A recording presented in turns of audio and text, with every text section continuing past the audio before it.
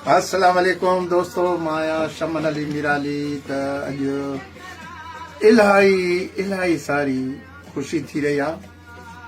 काफ़ी अरसे खां पोइ नाज़ प्रोडक्शन जी नाज़ स्टूडियो में मां आयो आहियां। मूंखे सुनील साहब इलाही प्यार ऐं मोहब्बत सां नवाज़ियो ऐं मुंहिंजी दिलि चवंदी आहियूं असां गॾु, पर विच में सिर्फ़ु रोड आहे, पर मिलण न पियो थिए। 10 साल खां पोइ मां वरी हिन स्टूडियो में आयो आहियां।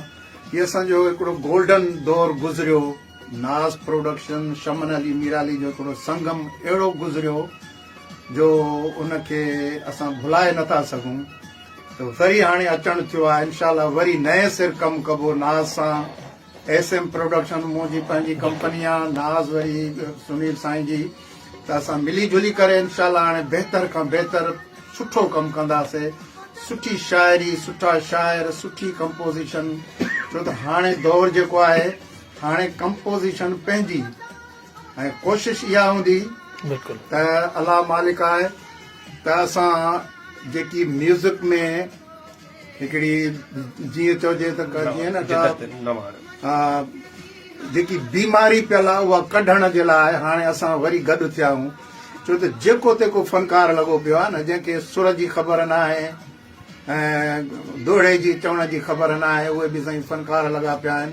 त हाणे असां बहितरीन म्यूज़िक सां नए सिर अचूं पिया। महिरबानी, ख़ुशि हुजो, आबाद हुजो, सलामत हुजो। ऐं सुनील साहब, अस्सलाम वालेकुम या अली मदद, कीअं आहियो सिंध वासियो, पाकिस्तान वासियो, पूरी दुनिया में जेके बि रहंदड़ असांजा सिंधी जेके भाइर भेनरूं आहिनि, सभिनी खे मुंहिंजे तरफ़ां सलाम क़बूल पवे।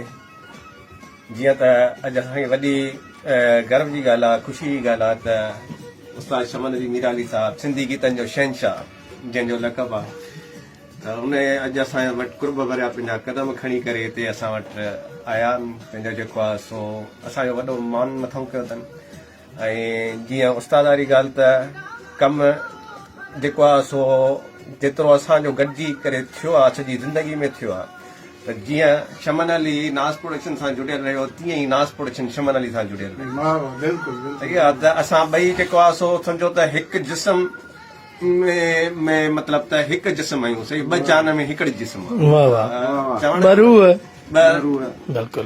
त चवण जो मक़सदु इहो आहे त इंशाल्लाह हाणे तमामु दोस्तनि जे, तमामु सिंधवासियुनि जे, परस्तारनि जे, भाऊ शमन अली मिराली परस्तारनि जी, नाज़ प्रोडक्शन जे परस्तारनि जी, इन्हनि जी वॾे में वॾी जेका एसा असांखे हूंदी हुई त उहा जेको आहे सो गॾु कमु कयो। त इंशाल्लाह हींअर अवल खे तव्हांखे जल्दी ख़ुशख़बरी ॾींदासीं। तमामु सुठो हिकिड़ी सिलेक्शन हली रही आहे। वरी नए सर सां, नए कम सां, नई जिद्दत सां इंशाल्लाह तव्हां वटि वरी मिलबो।